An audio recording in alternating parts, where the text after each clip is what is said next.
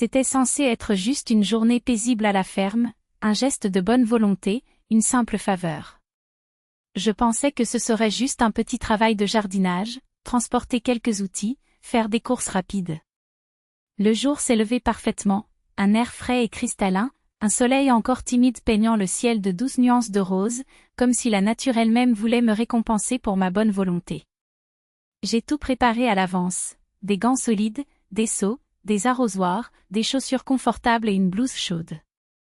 Mon mari est resté à la maison en raison d'un engagement, alors j'ai assumé le rôle de chauffeur et d'aide.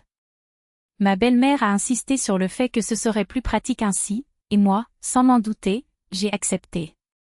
Elle m'attendait à la porte de l'immeuble, élégante avec son chapeau de soleil et son chemisier coloré, tandis que mon beau-père, portant une casquette et un sac à dos à outils, souriait en montant dans la voiture.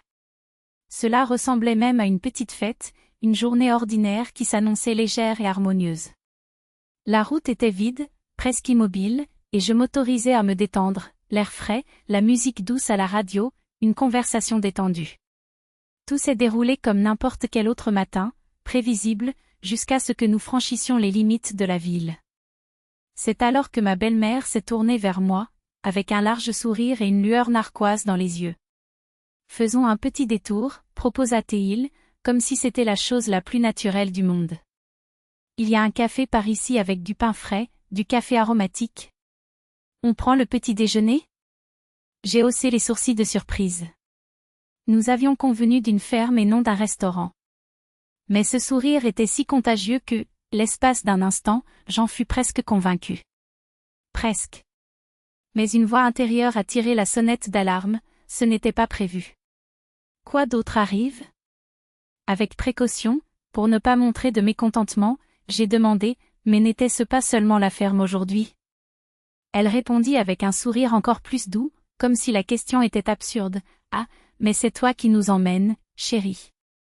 C'est évidemment toi qui paies. C'était comme un coup subtil, mais suffisant pour déclencher une résistance en moi. Ce qui aurait dû être une simple journée d'aide s'est peu à peu transformé en un piège financier déguisé en gentillesse. Mon beau-père, silencieux à côté, se contenta de sourire, comme s'il approuvait l'idée. Cela n'a fait qu'augmenter le sentiment qu'il m'utilisait. J'ai pris une profonde inspiration, contenant mon irritation.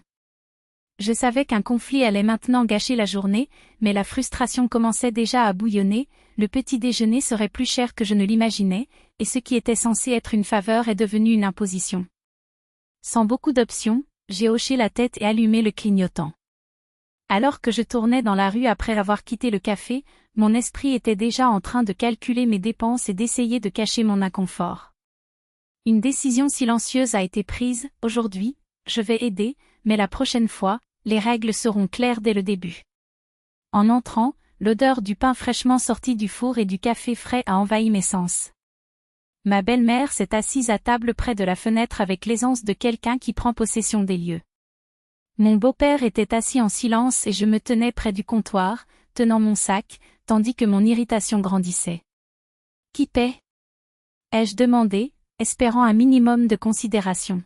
« Vous, bien sûr », répondit-elle avec un sourire malicieux, comme si c'était une vérité universelle. « Après tout, c'est toi qui nous as amenés. » J'ai soupiré, essayant de me forcer à sourire, mais le sentiment d'injustice était écrasant. J'ai enlevé ma veste, posé mon sac sur mes genoux et ouvert le menu, me sentant déjà vaincu avant même de commander. « Peut-être pouvons-nous partager ? » J'ai essayé, prudemment. Elle fit une grimace exagérée, comme si l'idée était ridicule. « Ah, tu es généreux aujourd'hui, n'est-ce pas ?» Le serveur s'est approché et elle a commencé à passer la commande avec enthousiasme, choisissant les plats les plus chers, les extras, les « délicieux » et les « incontournables », sans même me consulter. Chacun de ces mots sonnait comme un test. Pouvez-vous y faire face ? J'ai ravalé la frustration. Prétendre cela reviendrait à gaspiller de l'énergie pour rien. Lorsque la facture est arrivée, j'ai confirmé ce que je soupçonnais déjà, tout s'était avéré bien plus cher que prévu.